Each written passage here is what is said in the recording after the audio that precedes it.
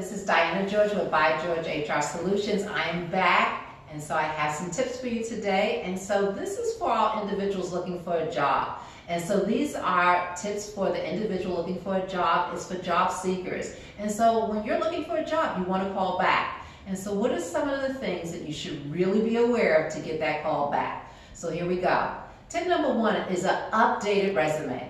When you're applying for a job, please make sure that you have everything that's current on there itself in terms of information. You want to make sure that you have your most recent job on there itself, and then you go backwards from there. And so don't leave out any gaps. So a current updated resume is crucial.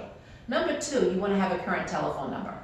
Current telephone number and a telephone number that is working itself.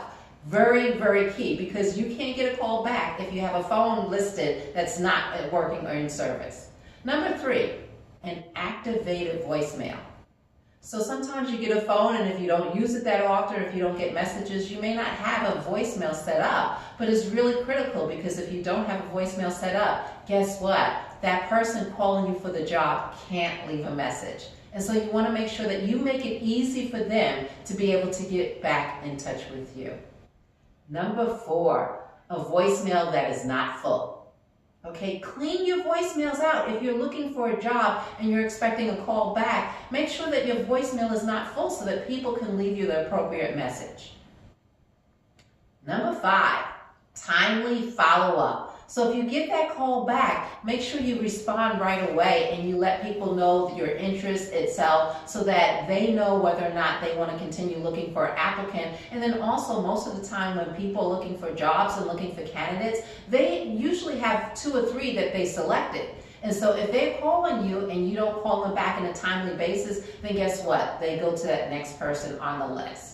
So those are my 5 tips for you job seekers that are looking for a job. But guess what? Today we have a bonus for you. So I have a few bonus things, and I think that these are some real important things that you should be aware of. So number one here on the bonus is you should communicate any changes that may come up. And sometimes you'll start a job search, and maybe you've already decided to take a job with somebody else, or maybe you've decided that now's not the right time, and things do come up. Make sure that you communicate that to the individual, especially if those things have happened after the initial job interview. It's okay. We understand that things do come up, but we don't know unless you tell us. So make sure that you communicate that.